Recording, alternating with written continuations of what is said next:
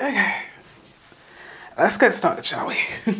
I hope you have your tea because we've got a lot to unpack. Hey guys, and welcome back to my channel. If this is the first time that you are seeing my face here on this corner of the internet, then my name is Deborah Chosen. I am a host and a writer, and I'm committed to helping you journey well. Now, for some of you, you may be like, I recognize this face. Maybe the name, maybe even the voice. Because I have been on YouTube. I started YouTube 14 years ago. Crazy, insane. And that's the first video that I ever uploaded. But the last video I uploaded was 6 years ago. And you can imagine there's been a lot of life that has happened, I'm sure for you and for me, in the last 6 years. So today's video is going to be all about that. We'll be catching up. I'll be giving you some insight into what my journey has looked like. And of course, we're going to be talking about what the channel will be looking like moving forward. Because yeah, your girl's back. First and foremost, let it be known that I have missed you guys. I've missed you guys. And you know what, it's crazy because when I think about when I started YouTube, that was 14 years ago. I'm now 33. So 14 years ago, I was 19. I was 19 years old. I was a baby. I was a child. I was in university at the time. I did spoken word.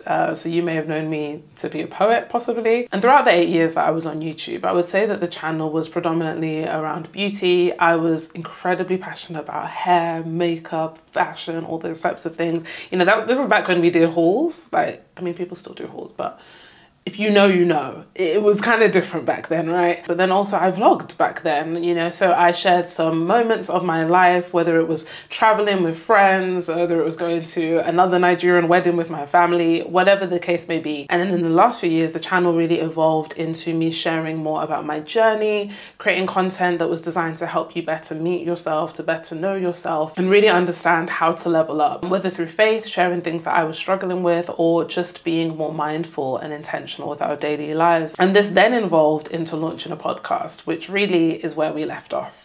Here in the pod with the door that just insists on opening. That needs to not be happening when we're recording. So this is when Trust in the Process was born. Ironically, the year that I launched my podcast was also the last year that I showed up on YouTube. I think for so many people that are now returning to YouTube, I don't think there was necessarily like a conscious decision to stop creating YouTube content.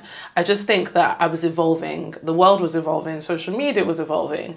And at the time I was finding other ways to express myself, to communicate, and to build a community. But you know, even with Instagram and TikTok and you know, all these platforms, there's always been, I guess, like a YouTube shaped hole in my life. As someone who, first of all, is an avid fan of YouTube, right? I spend so much time watching YouTube. So 8 years on the platform, 6 years away, and now I'm back. It would be impossible to try to capture everything that has happened in life between then and now, but I'll do my best to give you guys some of the key moments. I think one of the first things to address would be the elephant in the room, which is that I'm not married. So we're going to talk about that. The last time that we spoke, I was living in London. I had a new job, you know, everything was kind of on the up. So I actually shared this at length in an episode of my podcast, Trust in the Process, which was called Therapy, Transitions, and the Year That Was 2020. But to give you guys the short version, in 2020, I moved back home, and the reason being that my mom had had a stroke. And the stroke really shook the family in a way that I could never have predicted. So although we were incredibly blessed for her to still be here with us, what the stroke did take was her ability to speak, and also her mobility as well. And so you can imagine receiving news like that, it just didn't make sense for me to continue living away from my family. So pretty much overnight, I packed a bag and moved to Birmingham thinking, okay, I'll be there for, you know, maybe like a few months as, you know, prayerfully she gets back up on her feet and things can kind of return to normal. Normalcy never really returned, never really returned. We just had to embrace the new normal that my life was, and that the life was for all the family is, you know, we had to adapt to becoming carers. The same day that I moved back to Birmingham thinking it would be temporary, I quit my job in the kitchen of my house over the phone to HR, I believe it was. I can't even remember at this point. And so we're talking no job, moving away from all my friends, and also the relationship that I was in at the time, my then boyfriend, now husband, that became a long distance relationship as well, amongst so many other things that were happening. And I share more about this more candidly in that podcast episode. One of the other factors that made that season so difficult is that prior to my mom having the stroke, my dad was already dealing with some mental health challenges. And so unfortunately, by the time my mom was sick, both my mom and my dad were hospitalized, of course, for very different reasons, which meant that a lot of the strain and the pressure, and I guess just the adulting was on myself and my brother. And so lifed. You know, that year and my mom having the stroke is easily the hardest thing I've had to go through. And so the next few years, from I would say about 2020 to 2023, a lot of that was really lived on autopilot. Like I said, I thought, oh, I'll only be home for about a few months. Fast forward, and 3 years later, I'm still living in Birmingham. And during those 3 years, I moved twice. So in 2021, I moved out into my own place. That is a whole separate story for another time, because not a lot of people actually know I lived by myself twice. I lived in 2 different apartments.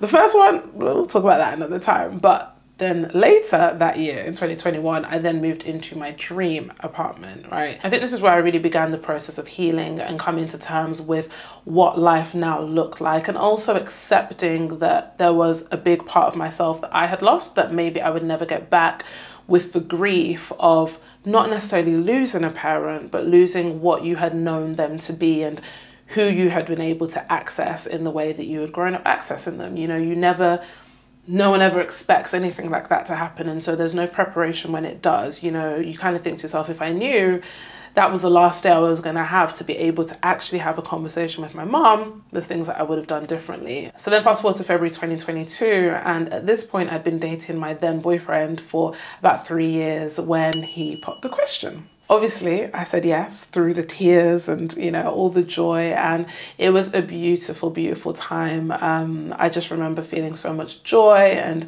peace. And I guess also like things were finally on the up.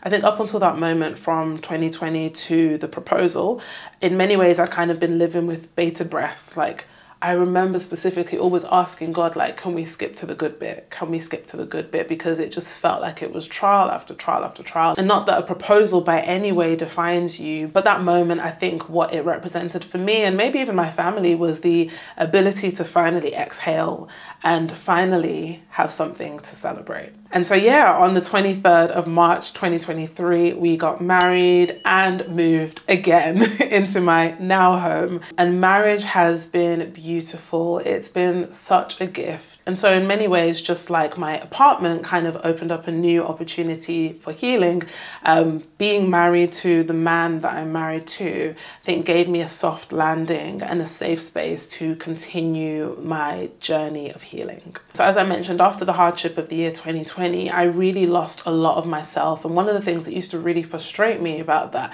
is that the things that I used to find joy in, I would desire to do, I just didn't have the capacity to do them. And one of those things was my podcast, Trust in the Process. And for quite some time, I'd beat myself up about that. You know, I would use words like, I should be able to bring the podcast back right now. Like, this shouldn't hurt as deeply as it does. But now I can see that I needed to give myself the time to go through my own process. It's really ironic to me sometimes that, you know, God gave me a podcast called Trust in the Process, and the mantra of my life is that, like, everything continues to point back to why it is important that we trust the process. And for myself, over the last 3 years, I've had to trust the process. Trust the process of finding yourself again, of healing, of making peace with what was and embracing what will be. And I feel like it was this year in 2024 that for the first time in a long time, I felt back to myself, falling back in love with myself, you know, making peace with what was, and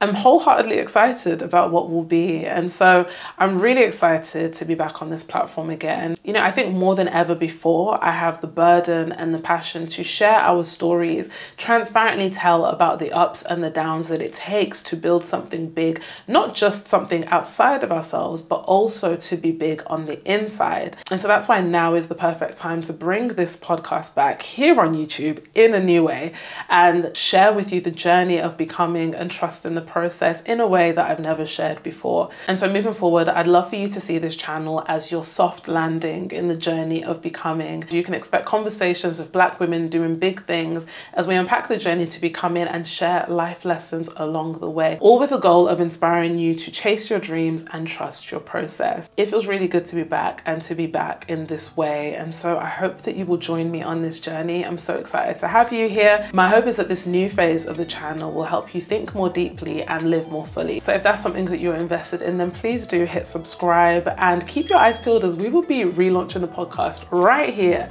very, very soon. I also want to say a huge thank you to those of you who have been subscribed from the beginning. You know, 8 years is not a small amount of time, and we have really grown up together on this channel, and I'm excited to continue that growth. Yeah, it feels really good to be back. So thank you so much for watching. Until next time, remember to keep trusting the process, and I'll see you in the next one.